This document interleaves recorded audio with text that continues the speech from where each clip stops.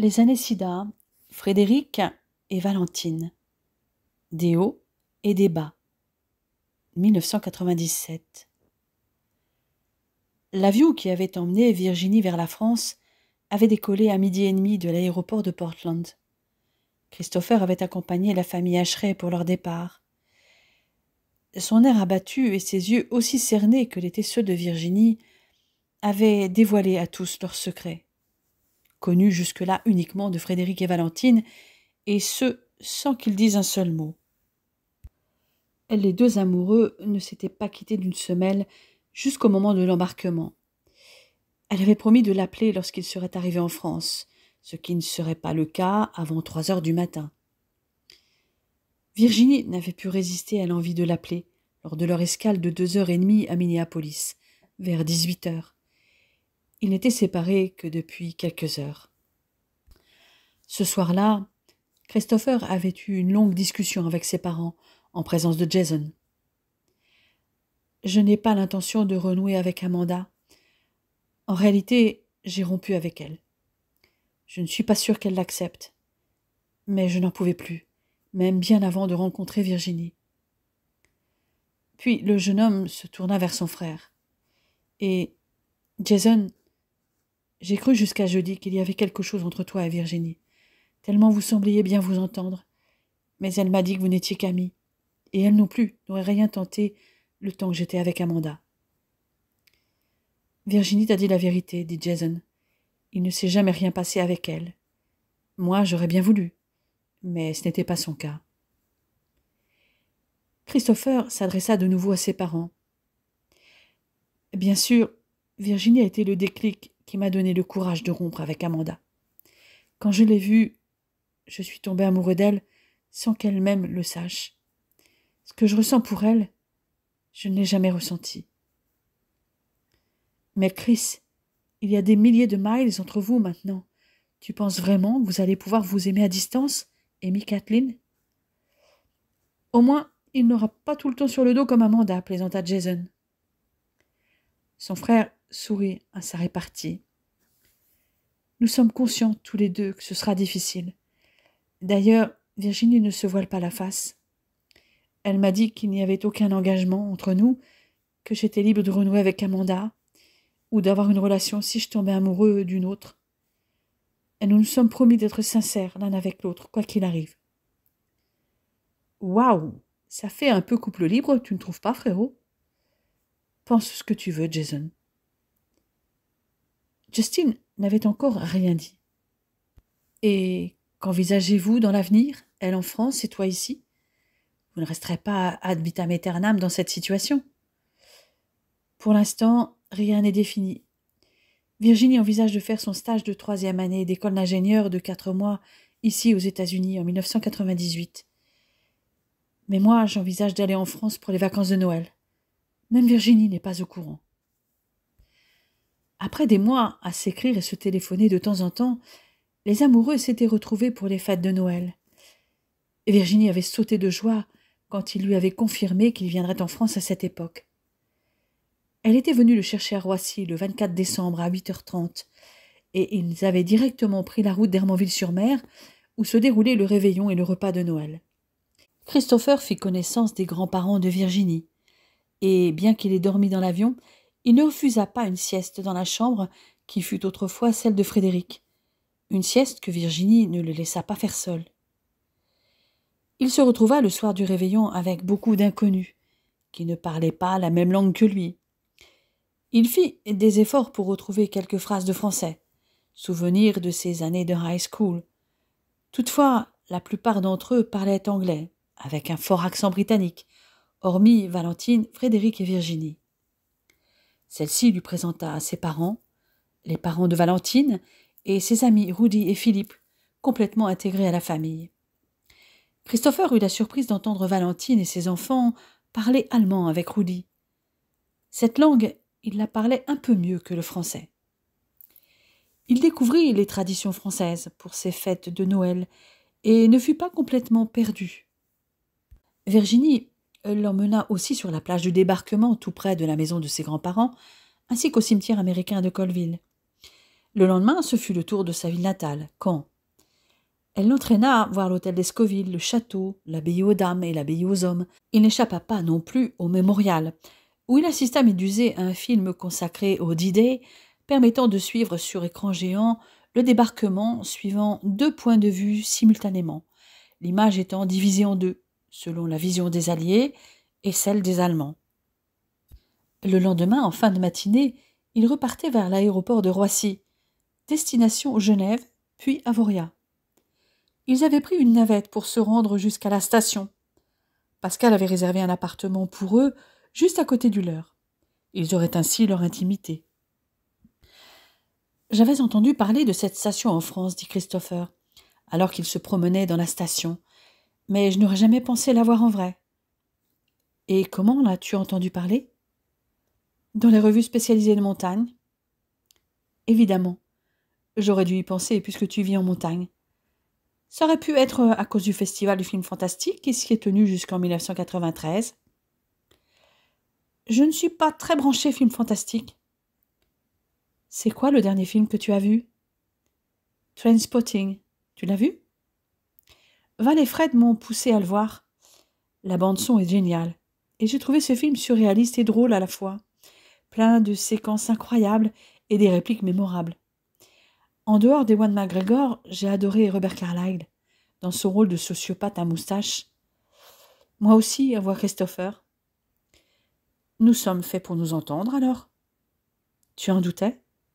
Non, répondit-elle avec un baiser.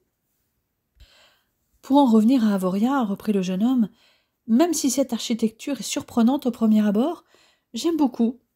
La station se fond dans le paysage. Oui, et les bâtiments sont implantés en fonction du relief, pour profiter de la vue et de l'ensoleillement, tout en révélant la montagne qui les entoure. Le bois est omniprésent, comme sur les façades qui sont recouvertes de tavaillons, des tuiles en bois qui constituent la plupart des toits hauts-savoyards. Ce mimétisme de l'architecture et des couleurs est encore plus flagrant l'été, car elle rappelle les écorces des arbres ou la roche environnante. Et demain, tu découvriras le domaine skiable, les portes du soleil. Avoria en est la station la plus centrale parmi les 12. 12 s'exclama Christopher. Oui, 8 françaises et 4 suisses, avec 600 km de piste et 208 remontées mécaniques. Waouh! Nous allons nous contenter d'Avoria, car nous n'avons que 4 jours pour skier. Ça nous fera quand même 53 km desservis par 35 remontées. Et si tu n'en as pas assez, nous pousserons jusqu'à Châtel. Ça fera 83 km et 41 remontées de plus. Tu penses que ça te suffira ? Ça devrait, répliqua-t-il en riant. 140 km de piste, c'est plus qu'à Mount Hout Meadows, avec ses 90 km de piste. Et puis, je ne suis pas là que pour skier. Tiens donc, que veux-tu faire d'autre dans une station de ski ? Il l'attrapa par la taille et l'attira à lui. Je suis venu pour m'occuper de toi, lui chuchota-t-il à l'oreille. Mais je te soupçonne de vouloir me fatiguer pour que je te laisse tranquille. Mais ça ne marchera pas. En effet, ils passèrent plus de temps au lit que sur les pistes. Ils avaient fêté le réveillon du jour de l'an avec Pascal et sa famille avant de voir le feu d'artifice et danser, toujours en extérieur, au son des platines des DJ sur différentes scènes dans la station. La jeune fille s'en donna à cœur joie, sur des titres du moment comme Tic Tic Tac des Carapicho, Macarena de Los del Rio, Fruit from Desire de Gala ou Wannabe des Spice Girls.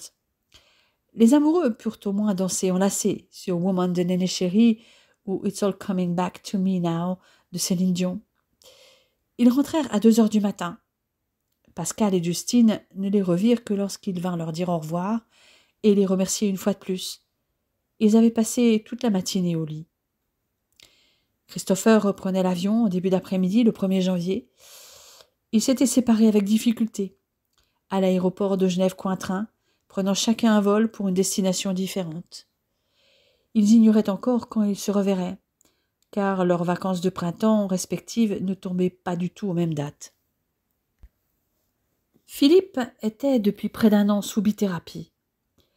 Lors de sa précédente consultation avec Frédéric, avant leur séjour à Avoria, ce dernier avait constaté que sa charge virale qui s'était mise de nouveau à augmenter depuis le début de l'année, était passée de 300 à 5000. Ils avaient prévu de se revoir mi-mars, avec une nouvelle prise de sang. Je pense que tu as vu les résultats toi-même, Philippe. Ta charge virale a encore augmenté depuis la dernière fois. Ouais, en un peu plus de 15 jours, elle est passée à 16 000. Ce n'est pas bon, hein. En effet, mais je m'y attendais. La bithérapie n'est efficace que pendant environ 1 an maximum. Ensuite, ses effets s'atténuent de plus en plus. Qu'est-ce que tu proposes ? Tu dois t'en douter, répondit Frédéric. Une trithérapie. Tu devrais retrouver une charge virale proche de 0 en peu de temps. Aie confiance. J'ai confiance en toi, Fred. Mais concrètement, combien de comprimés je vais devoir prendre ? Je vais te prescrire 2 inhibiteurs de la reverse transcriptase et une antiprotéase. Je vais tenir compte de ton travail et limiter le nombre de prises, mais ça fera quand même une douzaine de comprimés.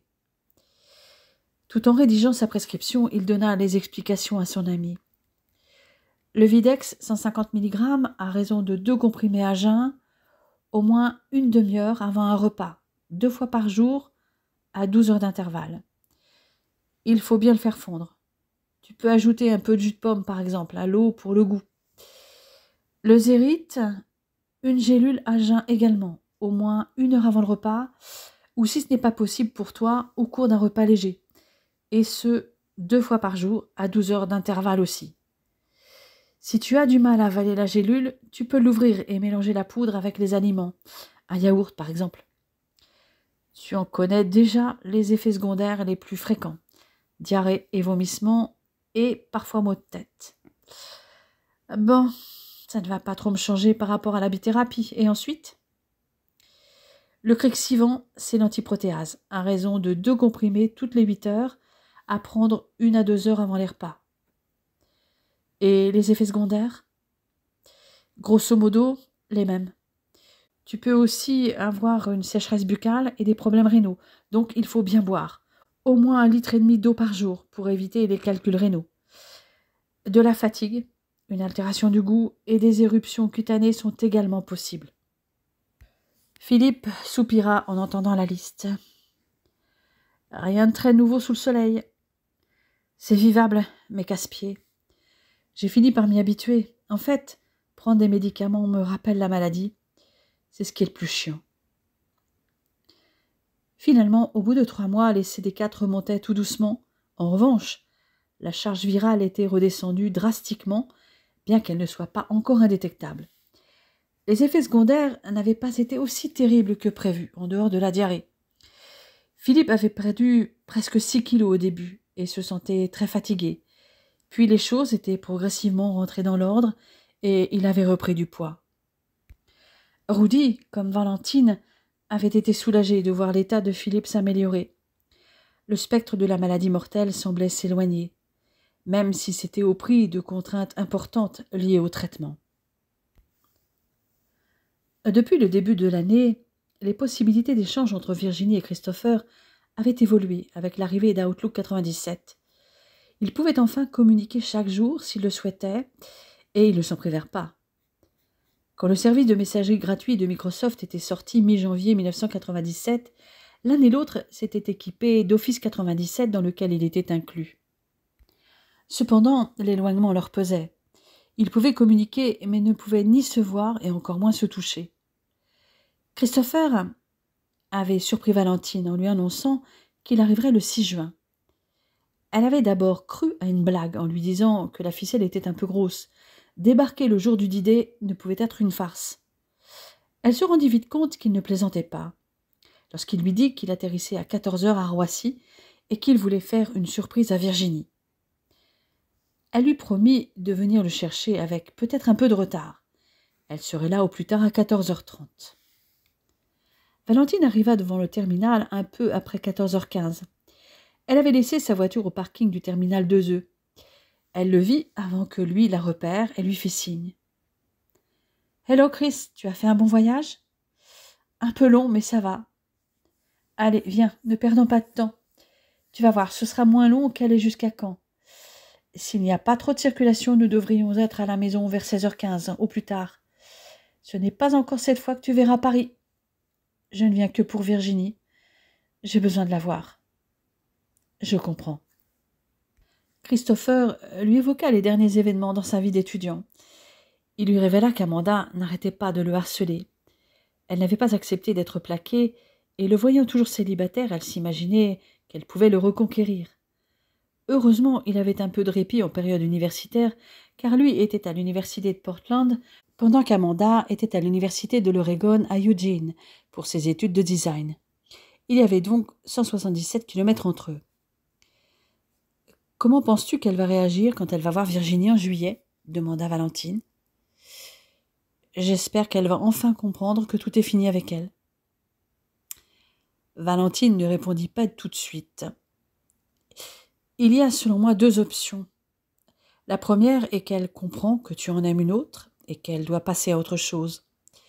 La seconde est qu'elle ne l'accepte pas et qu'elle continue ses manœuvres. »« Tu me fais peur, là, » s'exclama le jeune Américain. « Crois-moi, je suis bien placé pour le savoir. L'ex de Fred, à laquelle Amanda semble ressembler, a cherché à le récupérer alors que nous étions mariés depuis 4 ans. Elle a monté un piège dans lequel Fred est tombé la tête la première. » Elle lui expliqua alors ce qu'avait tramé Anna à l'époque. L'histoire fit frémir le jeune homme. Il se promit d'être vigilant quoi qu'il arrive. Il était tout juste 16 heures passées quand ils arrivèrent rue Orbe. Valentine laissa Chris prendre une douche pendant qu'elle allait récupérer Mélanie et Julien à l'école. Quand ils virent Christopher, les 2 enfants lui sautèrent au cou. Valentine leur donna leur goûter avant d'annoncer au jeune homme qu'ils allaient rejoindre Virginie. « Nous avons une répétition pour le spectacle de danse qui a lieu dans 2 semaines. Donc si tu veux voir ta chérie, c'est au studio de danse qu'il faut aller. » Valentine entraîna tout son petit monde et à l'arrivée, le jeune Américain dut rester avec Julien, qui avait l'habitude de rester dans le couloir, jouant la plupart du temps avec sa Game Boy. Les répétitions avaient lieu dans 2 salles différentes, mais celle qui l'intéressait était celle où allait répéter Virginie. Julien montra à Chris où se mettre pour voir sans être vu derrière la vitre sans teint. Il vit Valentine faire un signe dans sa direction pour lui indiquer que Virginie était là. Elle avait attaché ses longs cheveux dans un chignon de danseuse et portait une brassière avec un short. Elle avait commencé à s'échauffer et fut bientôt rejointe par Valentine dans un juste corps marine, avec une courte jupe en voile et accompagnée d'une autre danseuse qui devait être la professeure de danse, pensa le jeune homme. Mélanie arriva tout de suite derrière sa mère. Il entendit la professeure demander à Valentine de s'occuper des adultes, pendant qu'elle gérerait les ados pour l'échauffement. Christopher n'avait jamais assisté à un cours de danse. Il regardait surtout Virginie, qui suivait scrupuleusement ce que faisait Valentine, qui réajustait lorsqu'un mouvement n'était pas correctement exécuté par les apprenties danseuses. Après l'échauffement qui dura une bonne demi-heure, les chorégraphies s'enchaînèrent. Elles commencèrent par les ados, dont faisait partie Mélanie, sur Barbie Girl d'Aqua. Christopher n'avait pas remarqué, mais il y avait un garçon parmi les filles, qui commença à danser en duo avec Mélanie, avant que les autres filles les rejoignent. Il y eut plusieurs petits moments où Mélanie dansait avec ce garçon. Puis enfin, ce fut le tour de Virginie. Elle avait ôté son short sous lequel elle portait une culotte de danse et avait noué une courte jupe en voile autour de sa taille. Elle n'était pas seule, car elle dansa en duo avec Rudy sur Don't Cry for Me Argentina de Madonna. Son amoureux regardait subjugué. Valentine s'avança ensuite pour une danse contemporaine sur Unbreak My Heart de Toni Braxton. Christopher comprit ce qu'avait voulu dire Virginie quand elle avait déclaré qu'elle n'arrivait pas à la cheville de Valentine. Celle-ci jouait en effet avec son corps avec une apparente facilité et exprimait littéralement ses émotions dans sa chorégraphie. Elle vivait sa danse. Il y eut ensuite d'autres chorégraphies de groupe. Puis Valentine revint avec Rudy. Elle avait chaussé des pointes. Chris s'attendait à une musique de ballet classique. Mais à son grand étonnement, le couple dansa son duo sur Don't Speak de No Doubt. Le jeune homme était époustouflé par les portées, la technicité et la grâce de cette danse inattendue. Il dut patienter encore pour espérer serrer Virginie dans ses bras. Cela faisait plus de 5 mois qu'il attendait. Il n'était plus à 1 minute près. Valentine et Mélanie étaient déjà sorties. Virginie manquait toujours à l'appel. Elle arriva enfin, en pleine discussion avec la professeure de danse, et passa devant lui sans le voir. Mélanie, du haut de ses 10 ans, la rappela alors à l'ordre. « Virginie, tu es sûre de n'avoir rien oublié ?» La jeune fille s'arrêta net. « Non, je ne crois pas, répondit-elle après avoir regardé dans son sac. « Moi, je crois bien que si. »« Fais demi-tour, lui dit Mélanie d'un ton plutôt péremptoire. Sans réfléchir, Virginie obtempéra pour se trouver nez à nez avec Christopher. Elle ouvrit de grands yeux comme si elle voyait un fantôme.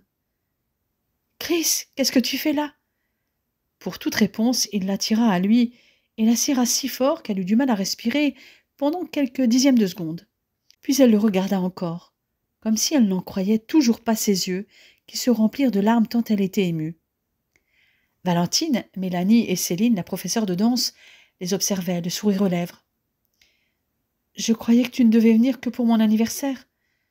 Je n'en pouvais plus d'attendre, mon amour. » Elle se serra de nouveau contre lui. Enfin, il était là près d'elle. Rien n'aurait pu la rendre plus heureuse. Cette mise serait la plus belle qu'elle ait connue depuis plusieurs mois. Les deux amoureux élirent domicile dans le studio d'étudiante de Virginie, sur la rive gauche de Rouen, malgré son exiguïté.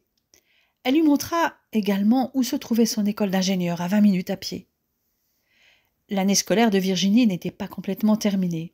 Aussi, Frédéric proposa à Chris de venir comme observateur dans son service. Il avait encore 1 an pour valider sa 3e étape pour son United States Medical Licensing Examination, l'équivalent d'un Master 2 en France, et la dernière étape avant la residency. L'étudiant en médecine américain passa aussi une journée avec Olivier en hématologie. Il avait fait part à Frédéric de son intérêt pour la médecine interne en particulier. L'infectiologue avait donc appelé son homologue du département de médecine interne pour lui demander d'accueillir Christopher comme observateur, ce que ce dernier accepta pour le jeudi et le vendredi. Ces journées d'observation eurent le mérite d'occuper le jeune Américain pendant que sa compagne était encore en cours, et il avait dû se familiariser avec les transports en commun de la ville. Mais dès que Virginie était libre, elle ne lâchait pas Christopher, et il eut droit à une visite de Rouen en règle. Elle lui fit même la surprise de l'emmener voir l'équipe de baseball de Rouen s'entraîner. « Je ne pensais pas qu'il y avait des clubs de baseball en France. » Eh bien, comme tu peux le constater, c'est le cas. Depuis 1926, il y a environ 180 clubs. Ici, ce sont des étudiants du campus de Rouen qui ont fondé le club des Huskies en 86. Ils étaient en division 1, mais ils se sont un peu essoufflés. Il n'y a que 21 équipes en D1. Ils sont en train de remonter la pente avec une nouvelle équipe, avec un nouvel entraîneur, André Laflamme, un Québécois. En fait, ils sont 3 Canadiens, avec Robin Roy et Dominique Thérien, un ancien des Braves d'Atlanta, venu faire des études de droit à la Sorbonne à Paris. Si tu veux, on peut venir les voir jouer ce dimanche ou le suivant, s'ils jouent à domicile. Christopher la regarda surpris. « Si c'est possible, je ne dis pas non. Pour toi, je tenterai même l'impossible, mon amour. Mais tu sais, Rouen est avant tout une ville de hockey sur glace. »« Hein ? Tu rigoles, là ?» ?»« Absolument pas. Les Dragons de Rouen sont une des équipes de hockey les plus titrées de France. Sur ces 7 dernières années, elle a été championne de France 5 fois. Elle existe depuis 1970, et lors des JO d'Albertville en 92, 1/3 de l'équipe de France olympique était composée de joueurs de Rouen, essentiellement des défenseurs. Ils ont été éliminés en quart de finale par ton pays. Mais c'est la France qui avait marqué la première, et elle n'a perdu que 4-1. Waouh, l'équipe de Rouen est plus ancienne que les Winterhawks de Portland, qui n'a été créée qu'en 1976. Désolé que mon pays ait battu le tien. M'en fous, vous avez été battu en demi par les champions olympiques, fit Virginie avec un clin d'œil moqueur. Ah oui, zut, j'avais oublié, les Russes. Shit. Vous n'avez pas eu plus de chance en 94, battu en quart de finale par la Finlande, poursuivit-elle hilar. Ceci dit, les Suédois ont éliminé les Russes ensuite en demi.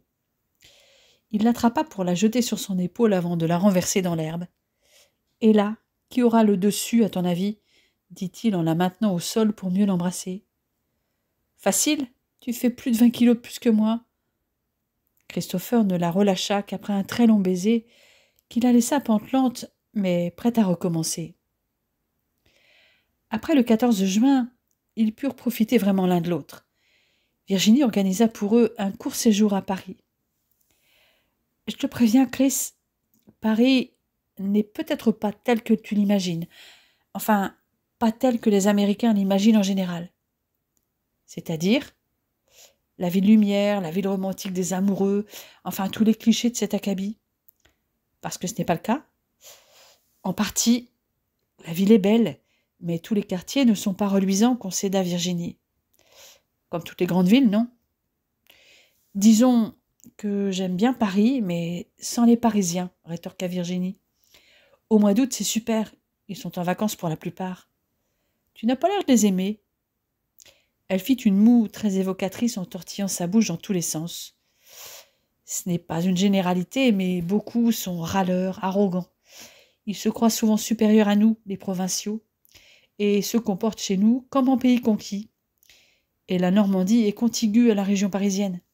Donc, les Parisiens nous envahissent chaque week-end pour nos paysages de campagne bien vertes et nos plages.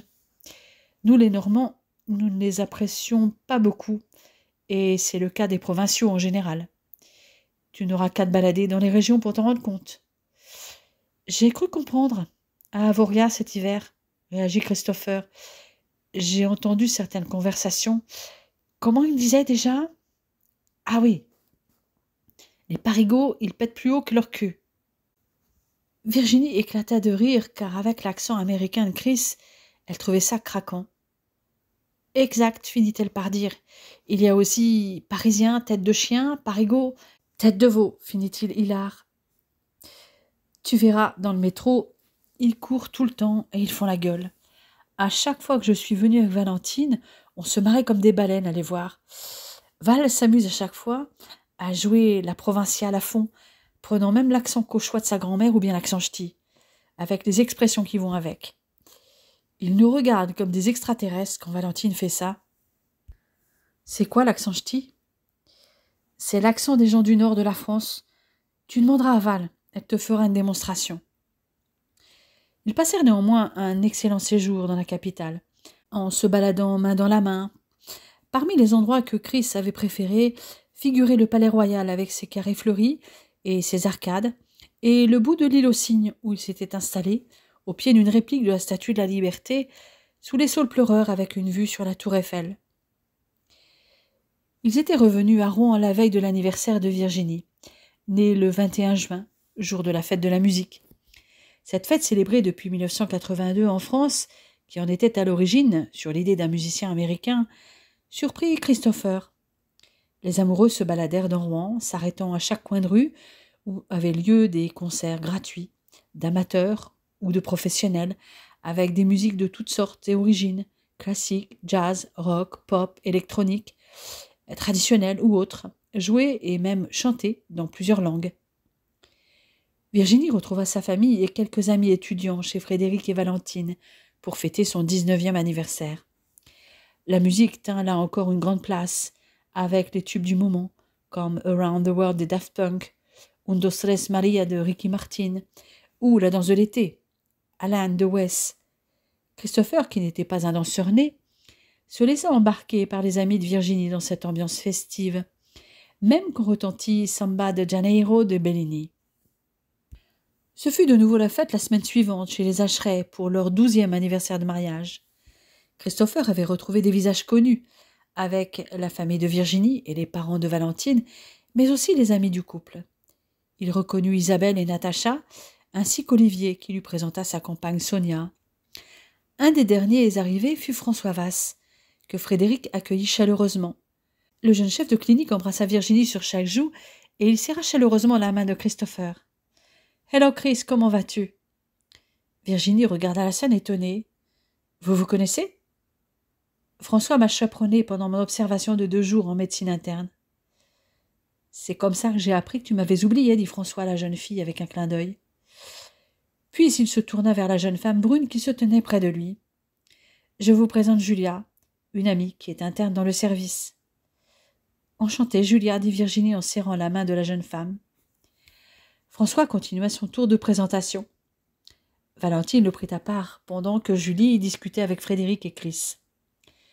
« Alors, ça y est, tu as trouvé les chaussures à ton pied ?»« Disons que ça fait 1 mois et nous nous entendons bien, mais c'est chacun chez soi. Je dors de temps en temps chez elle, mais elle ne vient pas chez moi. Pourquoi? Je ne sais pas. J'hésite. Valentine le regarda incrédule. Le jeune chef de clinique ne lui donnait pas l'impression d'être amoureux fou. Prends ton temps. Je vais avoir 29 ans, Val. Et alors? Ce n'est pas une raison. Regarde Fred. Il allait sur ses 31 ans quand il m'a rencontré. Elle le laissa sur ses paroles pour aller voir ses autres invités. Comme d'habitude, chez les Ashray, la soirée fut animée. La musique était toujours en bonne place. Valentine prit sa guitare à la demande générale. La conversation qu'elle avait eue avec François lui donna l'idée de chanter la chanson de Florent Pagny, « Savoir aimer ». Elle se mit ensuite au piano pour chanter « I Believe I Can Fly » pendant que ses invités dansaient. « François, tu peux venir s'il te plaît? J'aimerais que tu te mettes au piano. »« Que veux-tu que je joue » demanda-t-il en venant au-devant d'elle. « Voici la partition de Vivo per lei. Ça va aller ?»« Oui, sans problème. »« Tu vas chanter en duo avec qui ?»« Avec toi, François, si tu veux. »« Non, non, non. Je joue et toi tu chantes. »« Ok, mais je suis sûre que tu as une belle voix. » Elle chanta donc, seule. Si elle chanta en italien les parties interprétées par Bocelli, à celles habituellement chantées par Hélène Ségara en français, elle substitua des paroles en anglais, puis en allemand, et revint enfin au français. Au bout de 2 minutes, sur la partie où les deux chantent ensemble, François se mit à chanter avec la jeune femme. Il n'avait pas une voix de ténor, comme l'avait pressenti Valentine, mais il chantait juste. Les invités en restèrent bouche bée, puis applaudirent à tout rompre les deux duettistes. « Tu vois que tu peux » s'exclama Valentine, et en italien en plus. « 1 fois, mais pas 2. » Valentine fit alors signe à Rudy de mettre des CD. Il commença par un slow, « Truly, Madly, Deeply » des Savage Garden, sur lequel Valentine retrouva les bras de Frédéric. Leur façon sensuelle de danser se répercuta sur Chris, qui se laissa aller avec Virginie sur les paroles de cette chanson d'amour.